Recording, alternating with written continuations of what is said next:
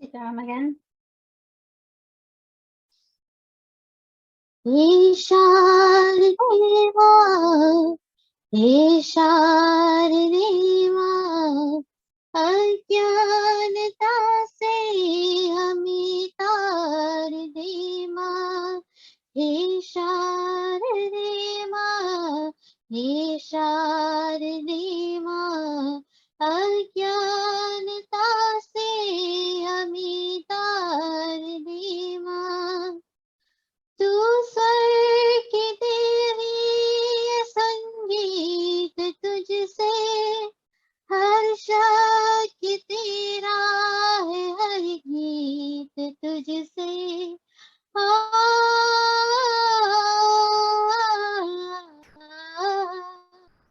तू स्वर की देवी ये संगीत तुझसे हर्ष की तेरा है हर गीत तुझसे हम हैं अकेले हम हैं अधूरे तेरी शरण हम हमें प्यार दे माँ ये शारदे माँ ये शारदे माँ अज्ञानता से हमें तार दे माँ हे शारदे माँ हे शारदे माँ अज्ञानता से हमें तार दे माँ मुनियों ने समझे गुरियों ने जानी वेदों की भाषा पुराणों की वाणी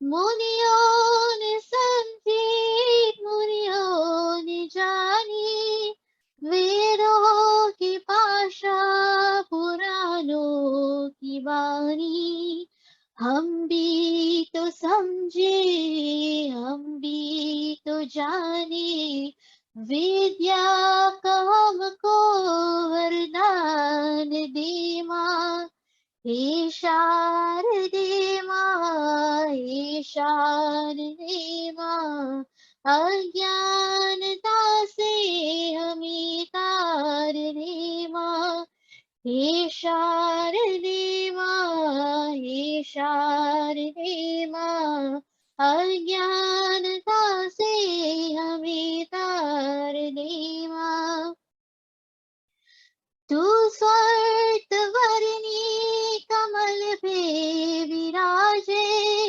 हाथों में वीणा मुकुट सर पे साजे आ,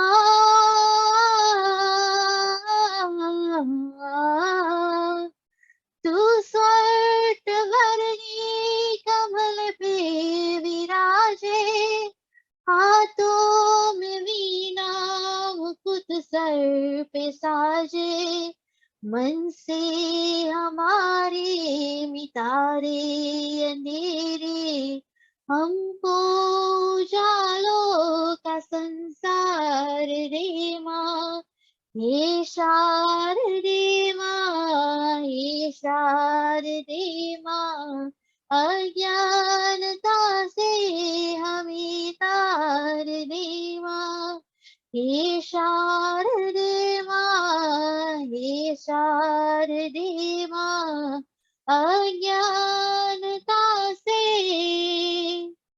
हमें तार दे माँ O mind, at least chant the name of the Lord once. Chant the name of God and cross the ocean of mundane existence. The form of God purifies one and gives supreme bliss. मन एक बार हरि बोल मन एक बार हरि बोल हरि हरि बोल Hari Hari Bol, Hari Bol. मन एक बार हरि बोल, मन एक बार हरि बोल. हरि हरि हरि बोलो, हरि हरि हरि बोलो. भव सिंधु पार कर लो, भव सिंधु पार कर लो. ब्रह्मानंद रूप हरि पतित पावन, ब्रह्मानंद रूप हरि पतित पावन. हरि एक बार हरि बोल, मन एक बार हरि बोल. हरि हरि बोल, हरि बोल. हरि हरि बोल, हरि बोल. मन एक बार हरि बोल. हरि पिता हरि माता, हरि पिता हरि माता. हरि गुरु ज्ञान दाता, हरि गुरु ज्ञान दाता. चिदानंद रूप हरि पतित पावन, चिदानंद रूप हरि पतित पावन. हरि एक बार हरि बोल, मन एक बार हरि बोल. हरि हरि बोल, हरि बोल. हरि हरि बोल, हरि बोल. मन एक बार हरि बोल, मन एक बार हरि बोल. मन एक बार हरि बोल. Thank you. Thank you. So now I'd like to pass over to Auntie Chancy for tonight's catechism. This evening, I want to speak about the environment. Last week, the world celebrated Earth Day. There were many speeches, pledges, inspirational talks, the usual hollow and mendacious addresses by politicians, full of propaganda and false promises. There were also renewed warnings about our climate crisis from scientists, activists, eco-warriors like Greta Thunberg, amongst others. They try to impress upon us the need for humanity to radically change the path it's on. More and more over the years, appeals have been broad-based, urging us to change our personal habits that impact negatively on the environment. The large part that big business has played in accelerating the Earth's degradation, especially those involved with fossil fuels, strip mining, vast clearing of land for monoculture crops, animal farming, as well as rampant consumerism, has been well documented. But increasingly over the last decade or so, attention has been focused on personal changes. The maxim "change begins with us" gained renewed significance. From a Hindu standpoint, what is our tradition's position on this important, pressing, and existential issue? Do we have an environmental creed? To begin to answer this question, it will be instructive to literally start at the beginning. Start at our Big Bang moment. In the Hindu tradition, we understand that there is nothing beyond Ishvara, because God is, of course, limitless. Our creation story, for want of a better term, is that the universe and all its galaxies and all of their component parts emerged from God, because after all, there can be nothing beyond God. This therefore means that all of creation, everything we see around us, is literally part of God.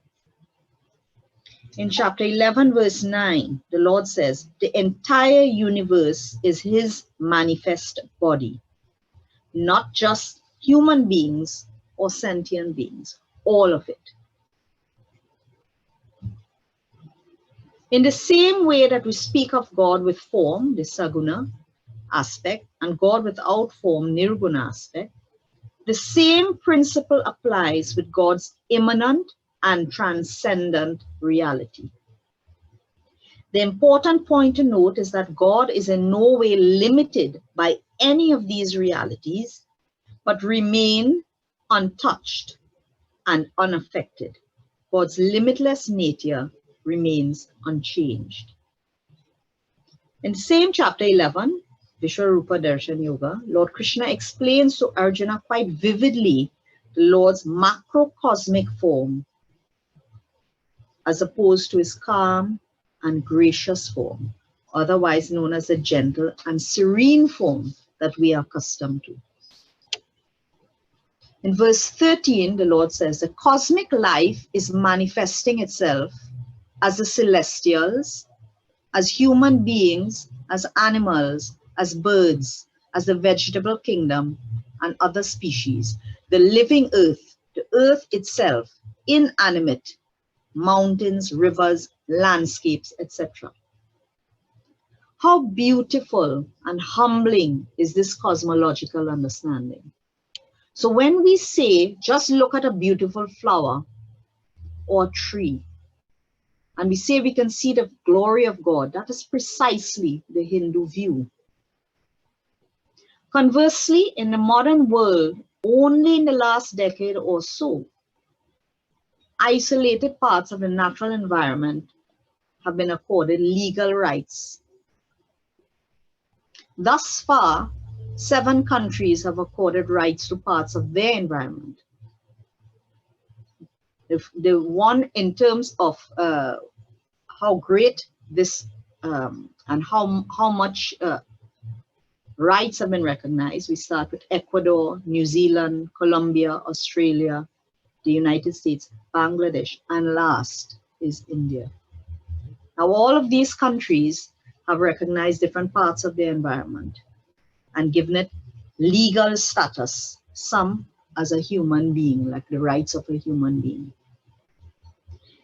Unfortunately, they were trying to do this for the Ganges in India. The state of Uttarakhand tried to get this protected status, and it was denied. It was denied for the most trivial reasons, because they were saying that it was, to protect it was not executable. So the status of the protected status of the Ganges and the Yamuna was overturned. Now, this is a place that, people go to take their holy bath and they do their daily chores and so on. And in some of the literature, it has been described as toxic sludge. It has become so polluted. I know about a decade or so ago, they had introduced these particular turtles that would feast on human flesh, because when they did the cremations, a lot of times, not all of it was cremated, and they immersed and put everything into the Ganges. It's that bad. So if we understand that the Lord pervades and sustains the universe, we understand the Lord is immanent in all creation.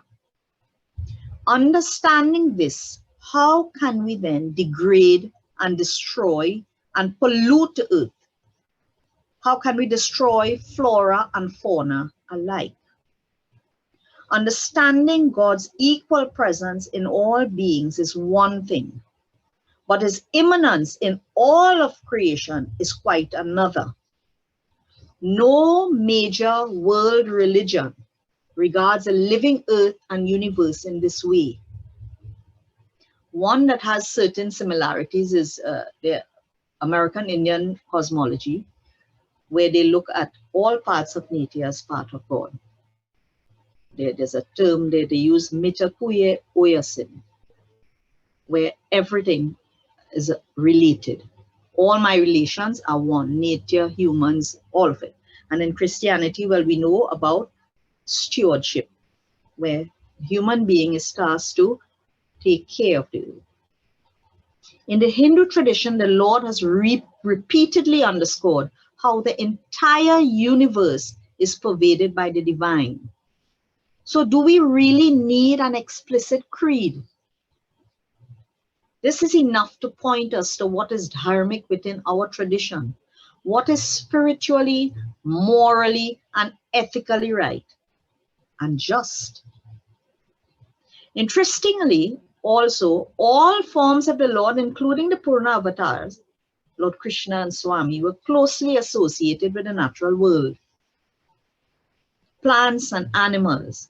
And, you know, we could see all the different forms of Saraswati with the swan, Ganesha with the rat, Lord Shiva with the bull and the snakes, Lakshmi with the elephant, and so on. We also have so many sacred pilgrimage sites. We should be showing respect and reverence for the sacred waterways.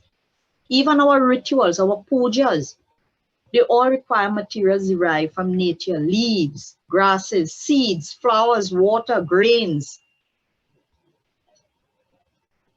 gobar, milk, dahi, honey, sugar. We must therefore understand that we are not more important than any part of the natural world, but rather part of the symbiotic chain. A significant part of the problem can be attributed in large measure to our arrogance and our ignorance, a deadly combination. Humanity has overplayed its hand with nature and is now reaping a deadly harvest of extreme weather. Powerful storms, droughts, crop failures, intense and erratic weather. We are losing food and water security. We all know that the world will go on without man.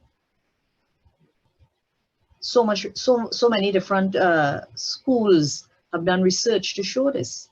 The world will go on if we remove man from the equation. However, if we remove what we look at or regard as a simple bee, we are all doomed. We will have no food. So as Hindus, we are not only morally and ethically obligated to protect the earth, it is rather our spiritual mandate and part and parcel of our dharmic responsibility. The Lord has assured us that seeing the Lord in everyone and everything is the mark of a Brahmagyani and the only way to attain moksha. While the world is now grappling to understand the origins of the universe and our place in it vis-a-vis the natural world, the Hindu tradition's teachings and cosmology philosophy are centuries old, contained in our authoritative texts. We should therefore be leading the charge in environmental awareness and preservation. Sadly, where are we? Our tradition espouses these noble, deeply meaningful teachings. How many of us are even aware? Instead, they have stayed just there. In theory, they're just teachings and we are never acted upon. So, you know, we talk about The way to learn, Shravanam, Mananam, and Nidhi Dhyasanam. So some of us, we listen and we think about it, but then you see the last part, the Nidhi Dhyasanam, somehow something goes awry there.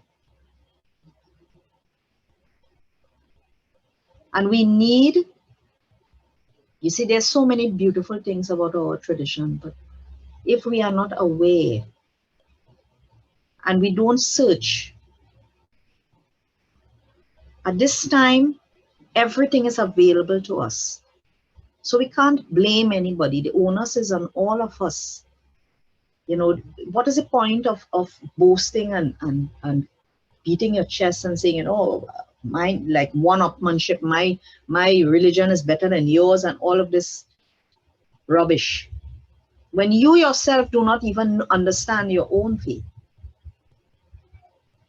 And this is what this catechism is all about, because it's not about some abstract thing that we have to do. It is about every day how we live and how we interact with each other, interact with the environment, with animals, and all of this. So this is not just for you to understand and say, oh, I've listened and I've thought it through, and yes, my tradition is noble. It's now for us to act. Our tradition asks us to act, and this is where we must be. Okay, so with this, I say thank you all for listening, and I hope something that I have said will resonate with you. Namaste. Thank you, Auntie Chancy. So I have Sanea and Ciara's piece finally up on the screen. So I will play it now. Sitaram. Mangalam Bhagavan Shambhu, Mangalam Vishvabhaktabhaya, Mangalam Parvatinata, Mangalam Bhaktavatsala.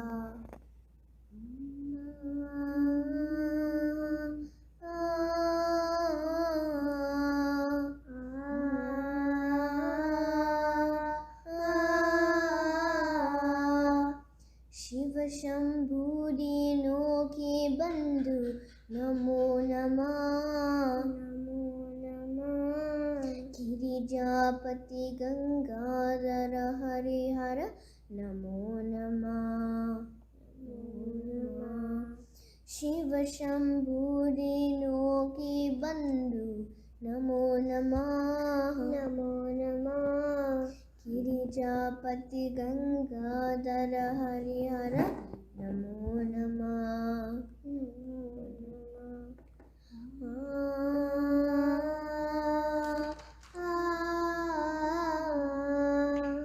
Hara Chandra Tripurari Sukhakhara Haradani Neelakanta Sajay Trikunda Tuharshani Pavabhaya Hari Asurari Shiva Namo Namah Namo Namah Girijapati Gangadhara Harihara Namo Namah Namo Namah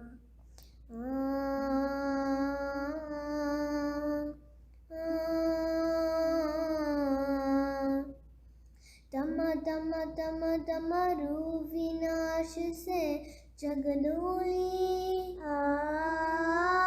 Nritya Kare Nataraja Uma Sangarsham Bole Surya Sani Kalyani Shankara Namo Namah Namo Namah Girijapati Gangadhara Harihara Namo Namah Namo Namah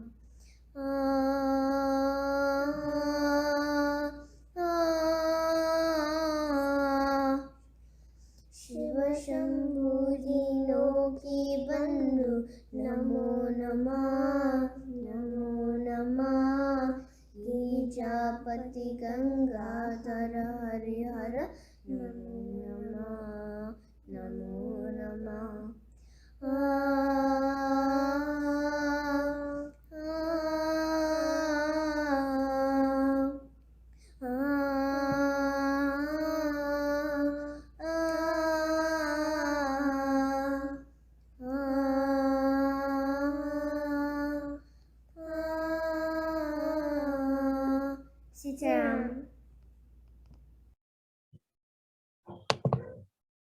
Thank you, girls, very much.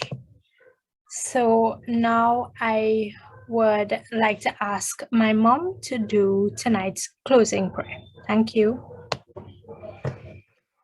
Sitaram, everyone, again. I must say thanks to these beautiful children. Just 5 years, 6 years old and 7 years old, Sanea and Ciara. They continue to do us proud. A whole big bhajans, 2 little girls sang so beautifully.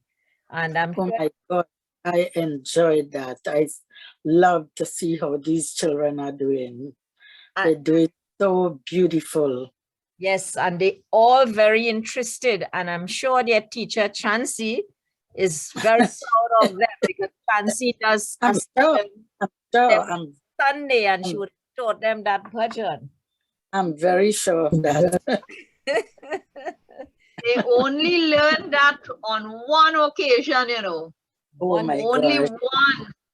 And look at what they have done. And this is weeks and weeks ago before Shivratri. But they Okay. absolutely love this song. So, you know, where there's Yeah. a will, there's a way. Of course, we know that. That's true.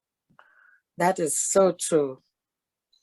So before we get to our closing prayer, I would like to thank all of you for being part of connecting through bhajans tonight. We had our challenges with the computer, but at the end we prevailed because we got Sanea and Ciara to sing so that they could put a smile on all of our faces.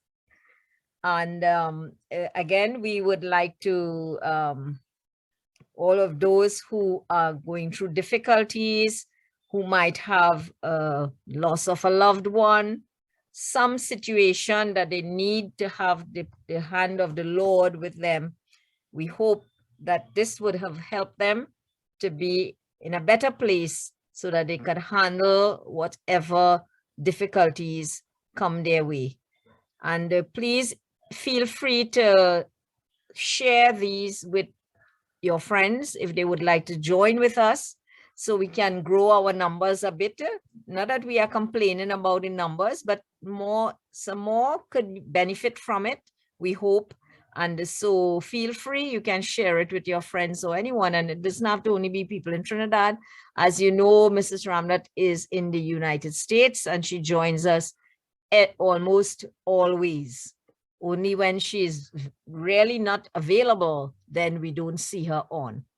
So thanks to her for being with us, strong and steady, always.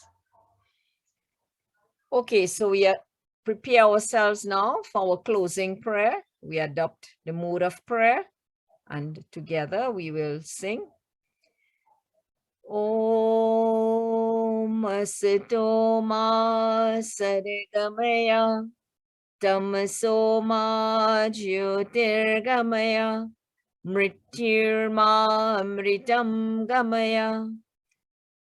Om Tvameva Mata Chapita Tvameva Tvameva Bandhu Chasaka Tvameva Tvameva Vidya Dravinam Tvameva Tvameva Sarvam Mama Deva Deva Tvameva Sarvam Mama Deva Deva.